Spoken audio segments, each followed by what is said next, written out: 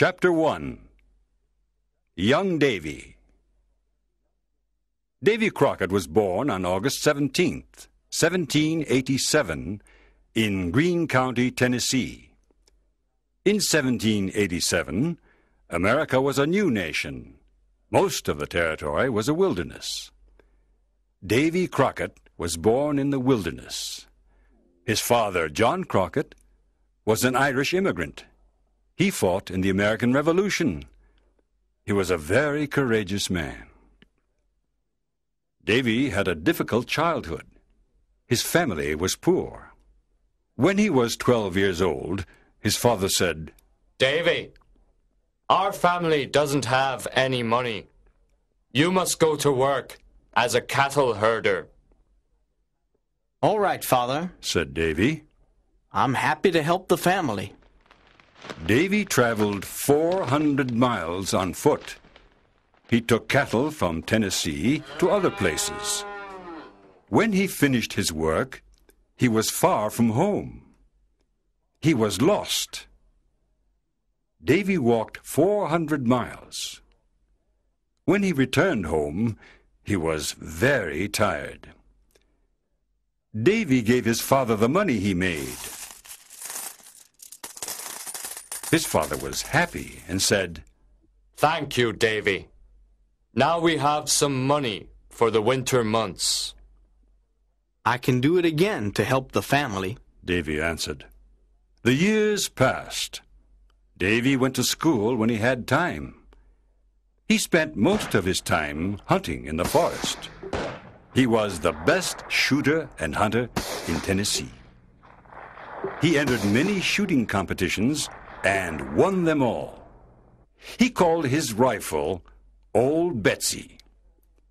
For years, Davy hunted bears and other wild animals. He was a trapper. Once he hunted 100 bears in 6 months. It was dangerous to hunt bears, but Davy was very courageous and strong. He knew the forest well. The Indians were his good friends. He ran fast and was a strong fighter. He fought with the wildcats of the mountains. Some people said that one day Davy saw a racoon in a tree. He wanted to shoot it, but the racoon saw him and said, "Wait a minute. Are you Davy Crockett?"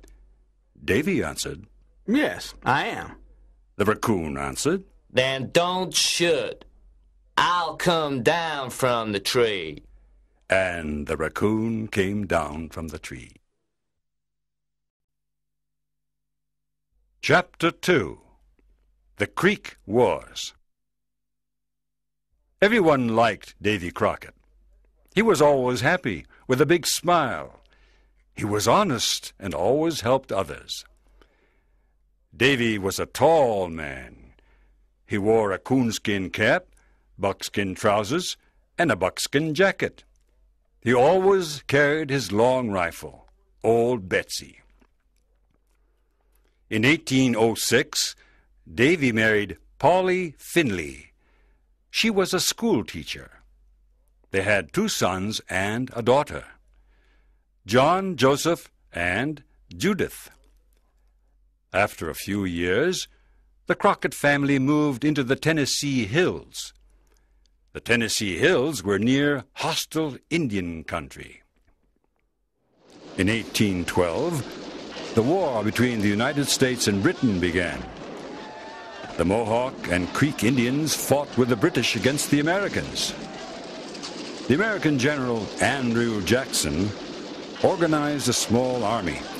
He wanted to fight the Creek Indians and the British. Davy fought with this army. He was a scout because he knew the territory well. His work as a scout was very important. Davy traveled across Tennessee, the Mississippi Territory, Florida, and Louisiana with General Jackson's army. The Battle of New Orleans was a big victory for General Jackson and the Americans. The war ended in 1814. The British lost the war. The Indians lost their territories and went away. New American families settled in the Tennessee hills. At the end of the war, Davy returned home to his family. Unfortunately, his wife, Polly, died. Life was again difficult for Davy. He worked as a trapper and took care of his 3 children. After some time, Davy met Meg Mackinac. Meg's father was an American trapper. Her mother was a Cherokee Indian. Davy fell in love and married her. They had twins. Davy named the twins George and Washington in honor of America's first president.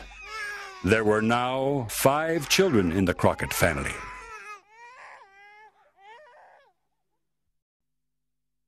Chapter 3. Davy enters politics. Davy and his big family wanted to live in Lawrenceburg, Tennessee. Davy bought a covered wagon.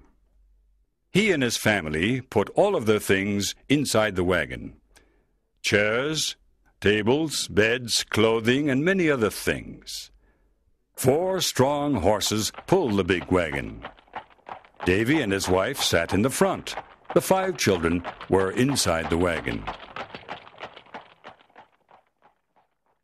After traveling in the forests and mountains, they arrived in Lawrenceburg. This was their new home. Davy opened a mill. He was a hard worker. His neighbors liked him. Everybody in Lawrenceburg liked him.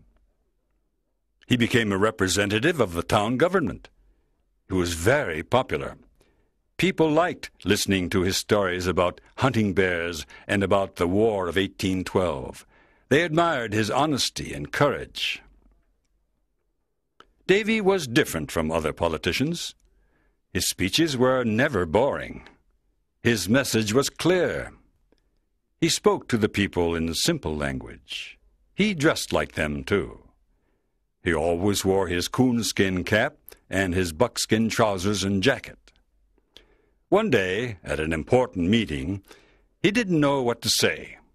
So he looked at the people and said, "Today, I am like a man trying to drink water from an empty barrel. I'll tell you a funny story, and then we can go home." Davy soon became a representative of the government of Tennessee. Now he was in politics. He helped his people in many ways. At first, many politicians laughed at Davy because he never wore a suit. After some time, these politicians admired and respected him. Davy was an honest man. Everyone believed what he said. His buckskin jacket had 2 big pockets. In his right pocket, Davy had a bottle of whisky. When he met his friends, he gave them some whisky. In those days, it was common to give some whisky to friends.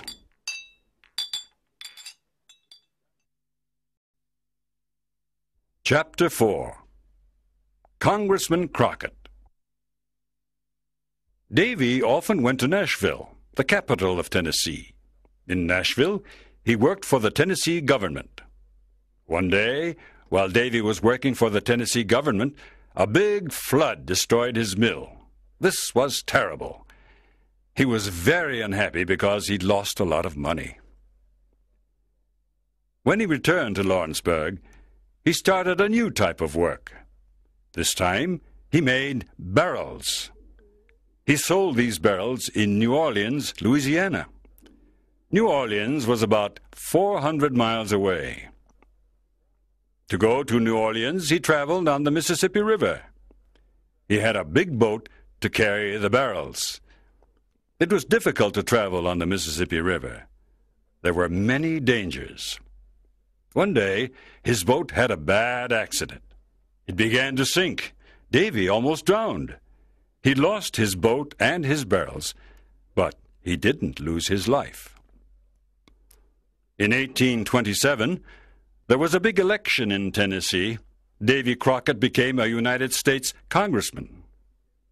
This was a great honor for him. In the United States Congress, he represented the people of Tennessee. He traveled to Washington, D.C., the capital of the United States. Davy was very happy to be a congressman. He wanted to help his people. There were congressmen who wanted to take land away from the Fox Indians of Tennessee. Davy protected these Indians. He fought against dishonest congressmen. The Fox Indians cannot live without their land, Davy shouted. I must defend all the American people of Tennessee, the whites and the Indians. After months of hard work, Davy was not able to help the Fox Indians. The U.S. Congress made a law that took away land from the Indians. Davy was very angry. He hated injustice.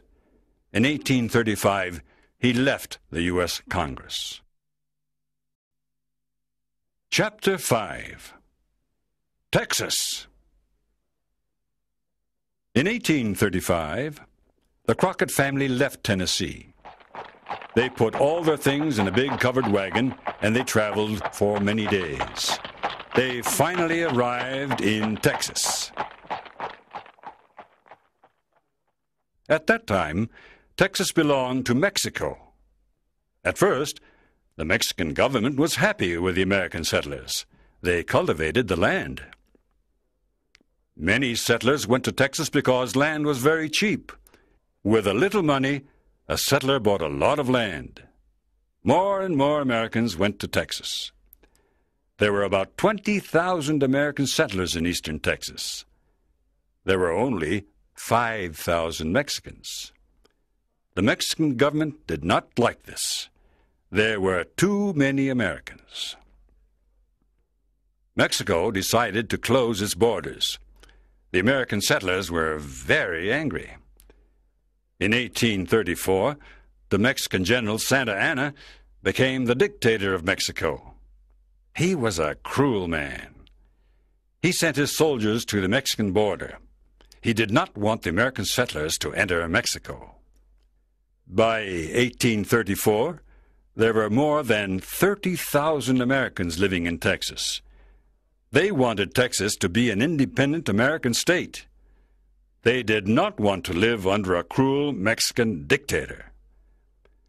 Davy and his family now lived in Texas. They were happy in their new home. They wanted the independence of Texas, too. One day, Davy heard that the Mexicans wanted to attack Fort Alamo. The Alamo was a Spanish church and fort near San Antonio in western Texas. There were Texans and American soldiers at Fort Alamo. There were also women and children at the fort. War was in the air. Davy knew he must fight for the independence of Texas. Chapter 6. Fort Alamo. Davy asked other American settlers to go to the Alamo with him. Few men wanted to fight, but this did not stop Davy. He and 15 men decided to go to the Alamo. They were ready to fight the Mexicans. There were 112 men at the Alamo. Colonel William Travis of the U.S. Army was the commander. William Travis was a young colonel. He was only 27 years old. He was a lawyer. He entered the U.S. Army to fight for the independence of Texas. One day, Colonel Jim Bowie and 30 men arrived at the fort. Jim Bowie was a tall, strong man. He was a hunter and trapper. Good evening, Colonel Travis, said Colonel Bowie. I have a message for you from General Sam Houston. Here is the letter. Colonel Travis opened it. He read it aloud. You must destroy the Alamo and come with my army. General Santa Anna will attack the Alamo soon. General Sam Houston. What? Said Colonel Travis. I don't want to destroy the Alamo. I want to defend it. Colonel Bowie said, "We cannot defend the Alamo. We must have more men." In February 1836, Davy Crockett and his men arrived at the fort. Colonel Travis was happy to see them. He asked Davy and his men to defend the Alamo. "We don't have many men," said Colonel Travis. "We must ask for more soldiers. I am sending a messenger to General Fannin. He can send us more soldiers." Davy said, My men and I want to defend the Alamo. We are hunters and trappers. Our long rifles can shoot at a great distance. Davy Crockett and Jim Bowie became good friends. Together they repaired the walls of the fort. They cleaned the rifles and the cannons. They were ready for the battle. Chapter 7. The Red Flag. One morning a messenger arrived. I have a message from General Fannin. He is very sorry he cannot send any soldiers. You must leave the Alamo now. General Santa Anna is near. You are all in danger. "We don't want to leave the Alamo," said Jim Bowie. "We want to fight for the independence of Texas." "How many soldiers has General Santa Anna got?" He's got about 4,000 soldiers, said the messenger. Colonel Bowie looked at Colonel Travis. "We must speak to our men," said Colonel Travis. "Yes," said Bowie. "We must speak to them." Colonel Travis called his 187 men. He said sadly, "General Santa Anna is coming to attack us. He has about 4,000 soldiers and lots of ammunition. We have only 187 men and little ammunition. We have little food and water. Remember, there are women and children in the fort." Then he marked a line on the ground with his sword. "Those who want to fight for the independence of Texas, cross this line. The others can leave the fort and go home." There was a very long silence. Davy thought about his wife and his 5 children. Then he thought about the independence of Texas and the American settlers. He thought about a new American state, Texas. All the men crossed the line. These men wanted to defend the Alamo. These men wanted an independent Texas. On February 23rd, 1836, General Santa Anna and his army arrived. He sent a messenger to the Alamo. He wanted the people in the Alamo to leave. The men in the Alamo answered with a cannon shot. They did not want to leave. They did not want to return to the United States. General Santa Anna was furious. He showed a red flag. The red flag meant no prisoners. He wanted to kill everyone in the fort. On February 24th, 1836, General Santa Anna's army attacked the Alamo. The Mexicans had an enormous cannon. It shot a cannonball that damaged a wall of the fort. Davy said, We must destroy that cannon. It can destroy the walls of our fort. That night, Davy and Jim Bowie left the fort. They went to the Mexican camp. Everyone in the camp was sleeping. Davy and Jim silently passed behind the 2 Mexican guards. They put mud and stones in the enormous cannon. Then they returned to the Alamo. The next morning, the Mexican army used the cannon. It exploded. The Mexicans were very surprised. Their enormous cannon was destroyed. The men in the Alamo killed many Mexican soldiers. The Mexican army attacked many times during the day, but the Texans and the American army defended the Alamo. Chapter 8. The Massacre. The days passed. The battle continued. There was little food and ammunition. The men in the Alamo fought courageously. Nothing stopped them. After 12 days of fighting, General Santa Anna sent all of his army to attack the fort. On March 6th at 5 a.m., the Mexican bugles played the Duguello. The Duguello was a war song. It meant death for everyone. The women and children at the fort were tired and afraid. The situation was desperate. The men at the Alamo heard the Duguello. They understood the message. General Santa Anna's army attacked the fort from all sides. It was a terrible battle. Everyone was shooting. Cannonballs were flying. A lot of men were injured. Some men were killed. Davy and the other men defended the fort. They sent back the Mexicans twice. The third time, the Mexicans entered the fort. They killed many people, men, women, and children. It was a massacre. Jim Bowie was a great fighter. He was a strong man, and he was never afraid. He fought with his famous Bowie knife. He killed many Mexican soldiers.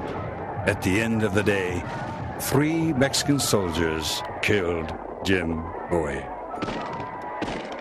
Davy and the other men fought until the end. They killed many enemy soldiers. It was a desperate battle. 4 Mexican soldiers killed Davy with a long knife. The tall, courageous trapper fell to the ground. Only 2 women and 2 children were alive after the massacre, but General Santa Anna did not kill them. These women and children returned home. The Mexicans burnt the bodies of the dead people. It was a big victory for General Santa Anna. He lost 1,544 men at the Alamo. On April 21st, 1836, General Sam Houston and his army attacked General Santa Anna. General Houston made General Santa Anna prisoner. Santa Anna then signed a treaty. This treaty said that Texas was independent. Everyone remembered Davy Crockett, Jim Bowie, Colonel Travis, and the other men. They died for the independence of Texas. Texas became a state of the United States in 1845.